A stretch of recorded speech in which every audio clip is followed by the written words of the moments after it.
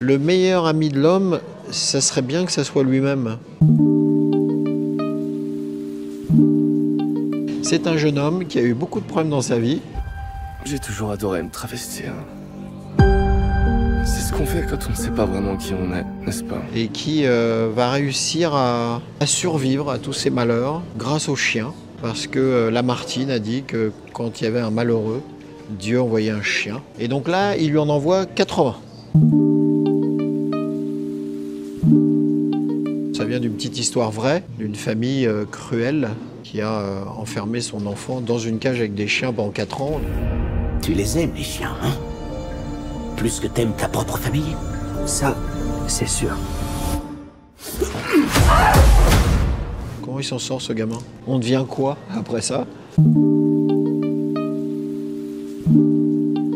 Je n'ai absolument aucune conscience de tout ça et je remercie énormément d'ailleurs les spectateurs. Le lien commun, c'est que c'est le même metteur en scène. Petit Luc qui est devenu le vieux Besson.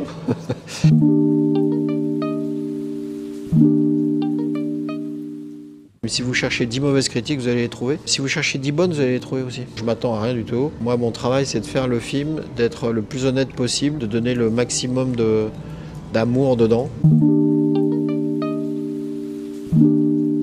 C'est un film avec beaucoup d'humanité. S'il y a une raison d'aller voir le film, elle s'appelle Caleb Landry Jones. Cet acteur est un monstre. T'es cinglé.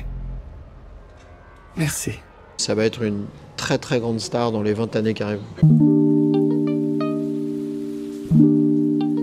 En fait, quand vous rentrez dans la zone de fabrication d'un film, ça vous quitte pas en fait jour et nuit. Vous vivez avec tout le temps. Eurythmics, par exemple, je connais la chanson par cœur, mais j'étais juste dans ma voiture. Le meilleur ami de l'homme, ça serait bien que ça soit lui-même.